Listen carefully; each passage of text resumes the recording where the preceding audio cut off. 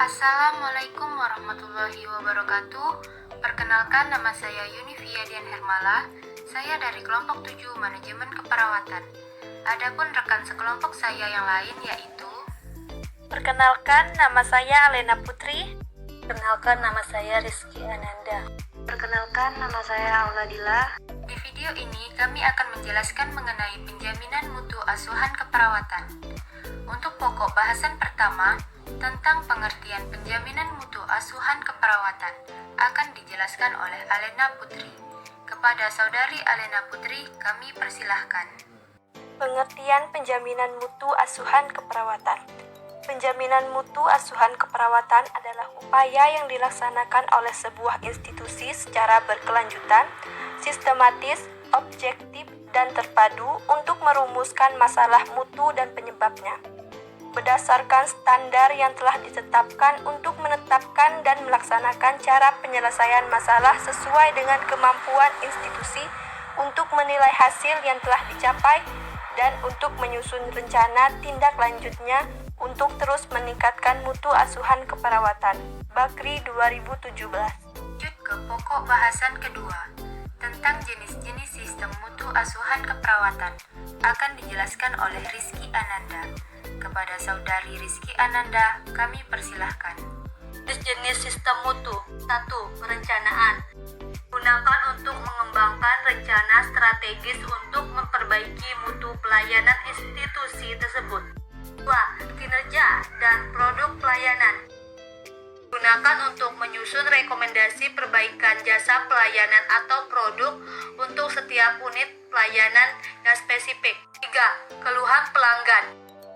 Gunakan untuk memperbaiki standar pelayanan kepada pelanggan. Tujuannya adalah meningkatkan mutu proses pelayanan sesuai dengan harapan pelanggan. 4. Peluang perbaikan mutu pelayanan.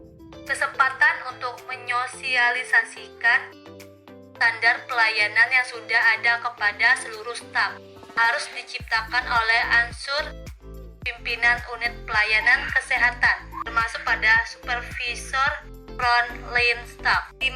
Pelayanan kesehatan dan pelayanan penunjang adalah produser klinik dan produser pelayanan, seperti pemeriksaan medis, asuhan keperawatan, pemberian obat, dan sebagian kajian terhadap pelayanan. Lakukan karena ada peluang untuk memperbaiki sistem pelayanan secara menyeluruh. 6. Struktur atau sumber daya yang dimiliki institusi merupakan strategi untuk mengkaji berbagai sumber daya yang digunakan untuk mendorong proses pengembangan mutu pelayanan kesehatan.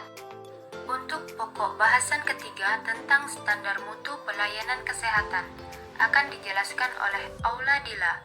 Kepada saudari Auladila, kami persilahkan.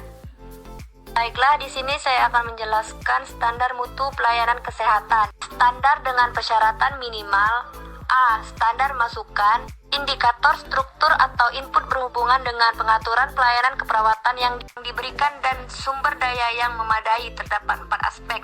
Komponen struktur yang dapat dilihat antara lain: fasilitas yaitu kenyamanan, kemudahan mencapai pelayanan dan keamanan. Peralatan yaitu suplai yang memadai dan seni menempatkan peralatan tersebut.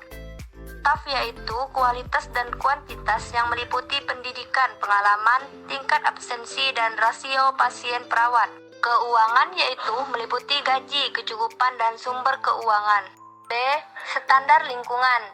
Dalam standar lingkungan ditetapkan persyaratan minimal unsur lingkungan yang diperlukan untuk dapat menyelenggarakan pelayanan kesehatan bermutu, yaitu garis-garis besar kebijakan, pola organisasi, serta sistem manajemen yang harus dipenuhi oleh setiap pelaksana pelayanan atau standar organisasi dan manajemen.